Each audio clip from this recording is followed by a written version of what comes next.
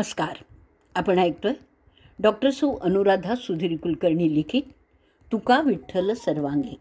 आजचा आपला भाग चालाय 36वा. वैद्य एक पंढरीराव.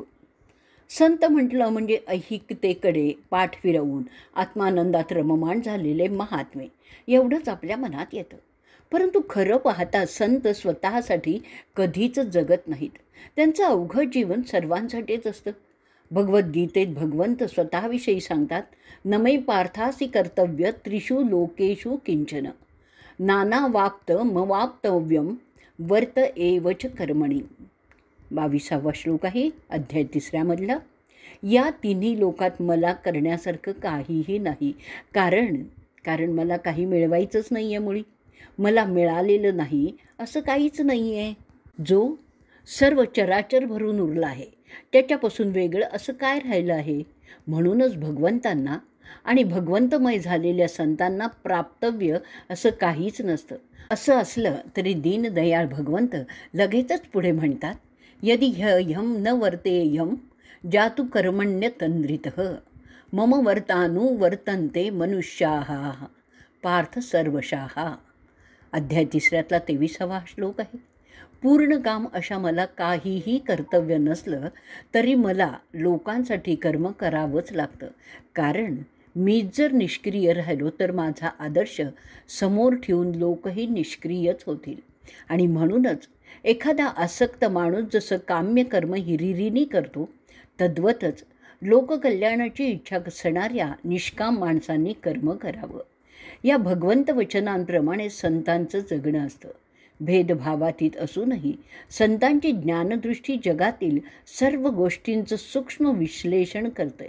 म्हणूनच ते अधिकारवाणीने चांगलं काय वाईट काय याचा आपल्याला साक्षेपाने उपदेश करतात. मानवी जीवनाचे सर्व पदर ते उत्तमरित्या उलगडू शकतात.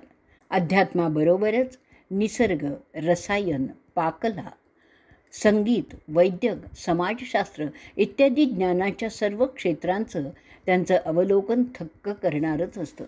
तुकाराम महाराजांच्या संपूर्ण अभंग गाथेतून ज्ञानाचे हे विविध पैलू चमकून जातात. त्यांच्या वैद्यकशास्त्रातील उपमा तर बघण्यासारख्याच आहेत. तुका म्हणे रोग वैद्याच्या अंगी नाही करी जगी उपकार. तुकाराम म्हणतात, वैद्याच्या अंगी जरी कोणताही रोग नसला तरी जगातील लोकांना बरं करण्यासाठी ते सर्व रोगांवरील औषधं स्वतःजवळ ठेवतात. त्याचप्रमाणे स्वतः मुक्त असूनही जगाच्या कल्याणाची काळजी वाहणारे संत ज्याच्या त्याच्या अधिकाराप्रमाणे त्या प्रत्येकाला सन्मार्ग दाखवतात. निरनिराळ्या रोगांची लक्षणं त्यावरचा उपचार तुकोबांना चांगलाच अवगत आहे. ते म्हणतात, जेवी नवज्वरे तापले शरीर लागे तया क्षीर विषतुल्य तेवी परमार्थ जी ही दुरावला तया लागी झाला सन्निपात कामीन जयाच्या जाहली नेत्रांसी तो देखे चंद्रासी पीतवर्ण. ज्याप्रमाणे नवज्वराने तापलेल्या माणसाला दूध कडू लागतं त्याचप्रमाणे ज्यांनी परमार्थाचा त्याग करून केवळ स्वार्थाचा अंगीकार केला त्यासाठी वात, पित्त, कफ या तिन्ही दोषांचा एकदमच प्रकोप होतो. अर्थातच तो सदा अस्वस्थ असमाधानीच असतो. कावीळ झालेल्या माणसाला चंद्र पिवळा दिसतो तसंच संशयी माणसाला सगळ्यातच काळंबेरं असल्याचं वाटतं. जो रसनेला आवरत नाही, इंद्रिय म्हणतील त्याप्रमाणे भोग घेतो, त्याचा भोगच त्याला रोगी करतो असं तुकोबा बजावतात. चित्त खोटे चालीवरी रोग भोगाचे अंतरी रसने अनावरी तुका म्हणे ढुंग वाहे. आपल्या खोट्या कर्माने चित्तही खोट्या चालीने चालतं.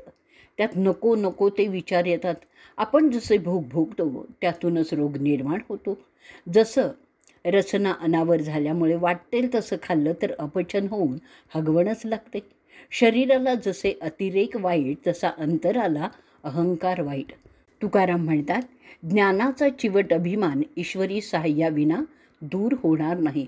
म्हणूनच तुकाराम देवाला प्रार्थना करतात, जाळा तुम्ही माझे जाणतेपण येणे माझा खून मांडी येला खादले पचे तरी ते हित ओकली या थीत पिंड पिढी.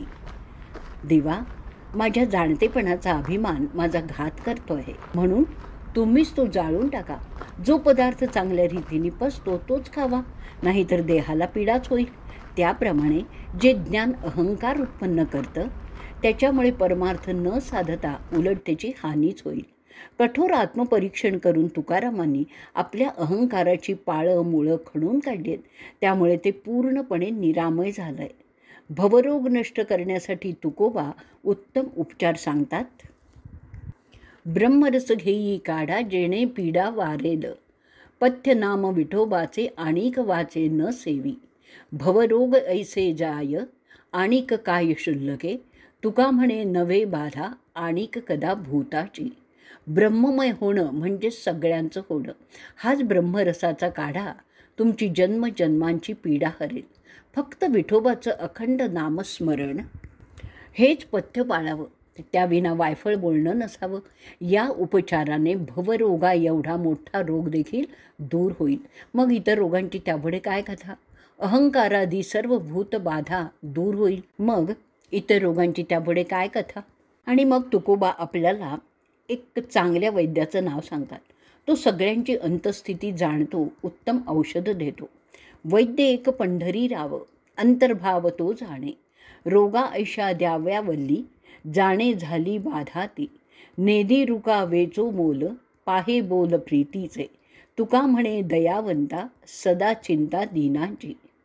आपल्या प्रकृतीला अंतर्बाह्य ओळखणारा पंढरीराव हाच एक चांगला वैद्य आहे.